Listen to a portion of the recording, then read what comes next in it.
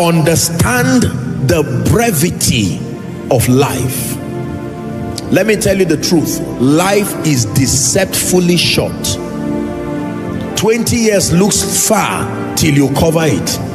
40 years looks far till you cover it. 50 years looks far till you cover that distance. 80 years looks far till you cover it. Do you know, the celebration of birthdays is not celebrating how far you have come, it's also acknowledging how much is left.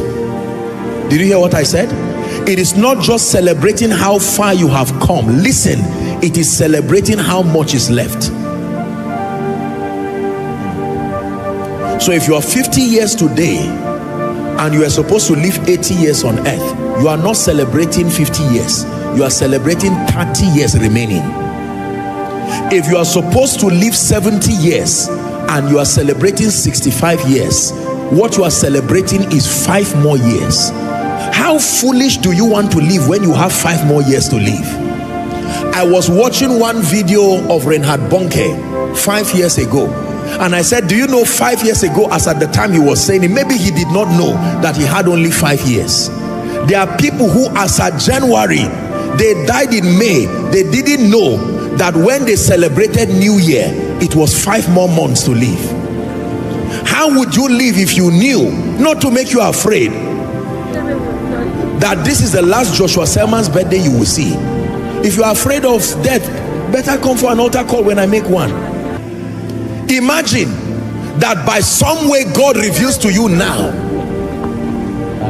that by December I will call you home. That means this is June, Abi, July, August, September, October, November, December. You have 6 more months. Then somebody who does not know where he's going comes to waste your time, and until October you are still roaming around life and destiny.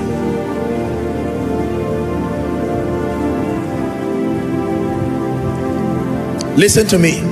One day you will not be here. Accept it or not, one day you will not be here. Every dead body on earth is a sermon, a constant reminder that the clock of destiny is ticking, and one day it will stop. Did you hear me? Every dead body you see today, from today, see it as a sermon. Don't just see it as a corpse. Every dead body, some of those dead bodies were stubborn while they were alive. Some of those dead bodies were arrogant. They said they would not die. Some of those dead bodies carried stubborn spirits.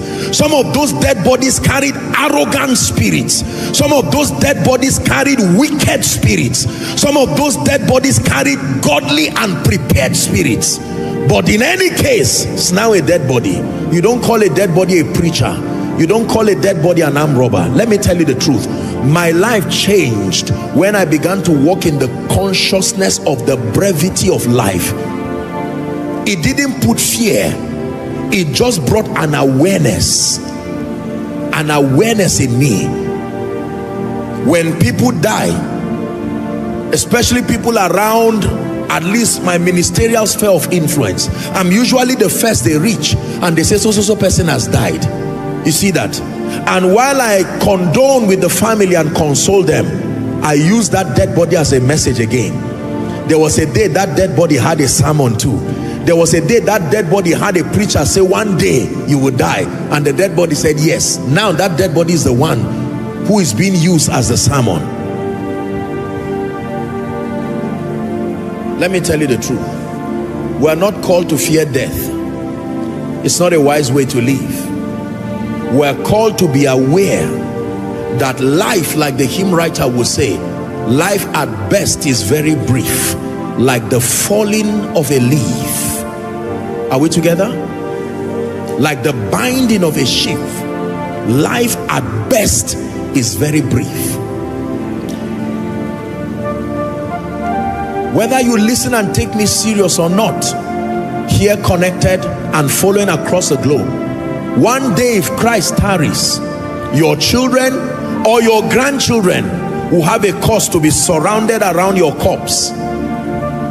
and you will be dug 6 feet, and they will say, here lies the body of XYZ.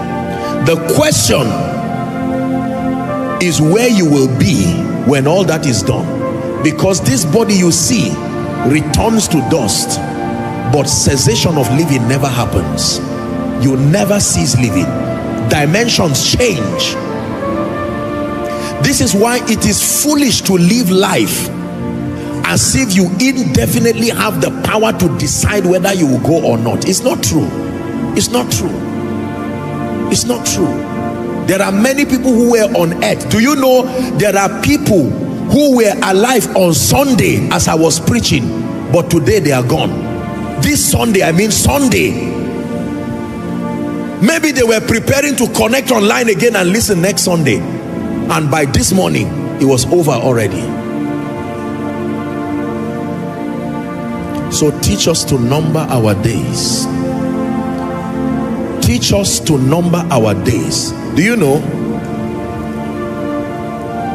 when you have this understanding, you will focus on the things that matter, and you will not waste your time and your life on vanities.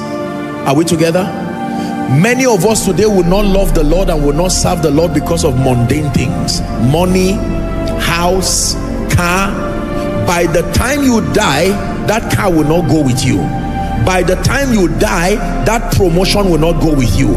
I'm not saying to be earthly irrelevant, but I'm saying burn it in your heart. Carry this consciousness that every other thing only finds its relevance provided you are alive. So that in being alive, in order of priority, the first thing you should secure is your state with God. That I have peace with God, and that you get to a point where, like Paul, you say, for me to live is Christ and to die is gain. I wonder how many people can make that statement in this place, that in truth, for me to live is Christ and to die is gain. Hallelujah.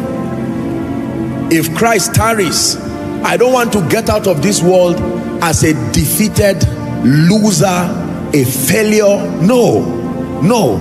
I want to design my own exit by myself. That I would conquer life, finish my assignment with joy, be a blessing to creation, and with health and vitality and with joy, I would look at life and say, I came, I saw, I conquered. You sign out with honor and leave.